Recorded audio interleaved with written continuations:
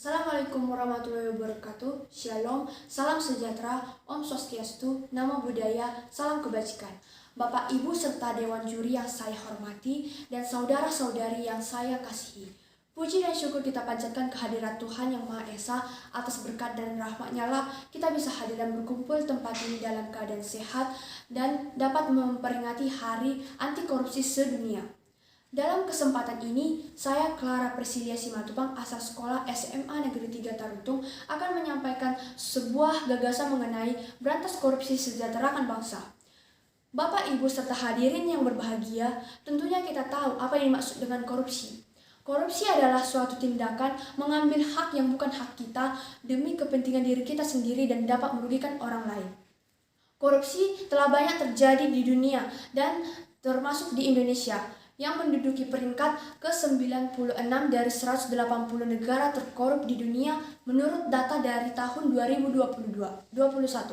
Oleh sebab itu, korupsi juga bisa terjadi melalui hal-hal kecil dalam kehidupan kita sehari-hari. Misalnya, ketika kita disuruh oleh ibu kita untuk membeli deterjen. Terkadang uang kembalian yang kita dapatkan, kita gunakan untuk membeli makanan atau membeli hal lainnya. Oleh sebab itu, hal ini tanpa kita sadari kita telah melakukan korupsi, di mana kita telah menggunakan uang tanpa persetujuan atau izin dari ibu kita dan juga uang yang bukan hak kita. Bapak, Ibu, serta hadirin yang terhormat, korupsi bisa terjadi melalui dua faktor, yaitu faktor internal dan faktor eksternal. Faktor internal yang pertama bisa berasal dari diri sendiri, yaitu adanya sifat serakah dan tamak. Faktor yang kedua yaitu faktor mengenai konsumtif dan juga hedonisme, di mana ini sangat tidak baik dan juga dapat mempengaruhi seseorang melakukan tindakan suap menyuap. Faktor yang ketiga yaitu adanya faktor moralitas yang sangat rendah, di mana moral yang rendah membuat seseorang berpikiran tidak sehat sehingga dia akan melakukan segala hal demi kepentingannya sendiri tanpa memikirkan dampaknya. Faktor yang berikutnya adalah faktor eksternal. Faktor eksternal ini yang pertama yaitu faktor politik. Politik di Indonesia itu bisa kita katakan persaingan untuk memperoleh suatu kedudukan, kekuasaan ataupun jabatan tertentu. Oleh sebab itu, demi memperoleh kekuasaan ataupun kekayaan tersebut, banyak orang-orang yang melakukan suap menyuap.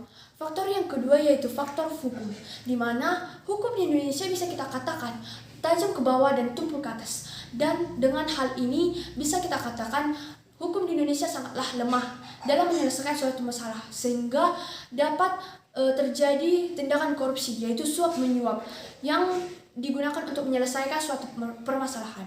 Faktor yang ketiga yaitu adanya faktor ekonomi, di mana manusia atau orang dilahirkan untuk memenuhi kebutuhan hidupnya sendiri dengan bekerja untuk memperoleh uang, dan uang ini dapat mendesak seseorang untuk membuat atau melakukan suatu tindakan untuk mengubah kehidupan ekonominya menjadi lebih baik dengan melakukan hal yang curang, yaitu dengan melakukan korupsi.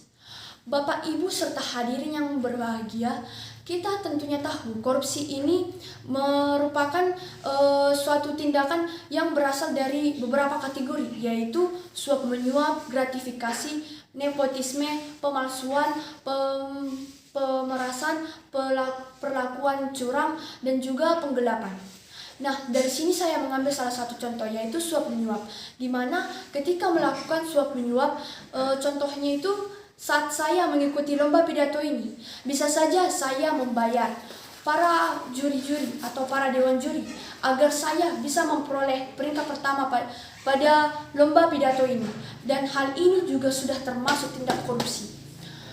Maka sebab itu, korupsi sangatlah sulit untuk diselesaikan atau sulit untuk diatasi. Biarpun aturannya sudah ketat, akan tetapi sanksi atau hukuman yang diberikan kepada para pelakunya sangatlah lemah atau sangat rendah. Karena itu, kita bisa lihat dari media-media atau para pejabat yang melakukan korupsi, di mana mereka dihukum dengan tingkat kehukuman yang sangat lemah, di mana hukuman mereka itu hanya dipenjara, dan dipenjara di tempat yang mewah seperti bagaikan hotel. Mereka difasilitasi dengan lengkap yang terdiri dari tempat tidur, televisi, kulkas, bahkan makanan atau minuman pun tersedia di sana. Bukankah para koruptor itu sudah merugikan negara? Mereka sudah merugikan negara. Mengapa mereka masih diberikan kebebasan? Mengapa masih diberikan kemudahan?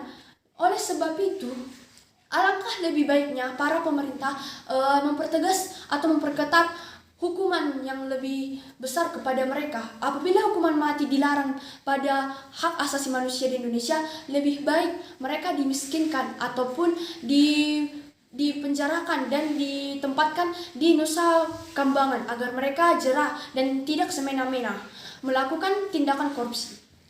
Bapak, Ibu, serta hadirin yang terhormat, dengan demikian, marilah kita kobarkan semangat untuk melawan korupsi, dan juga dengan terberantasnya korupsi ini, maka sejahteralah bangsa kita.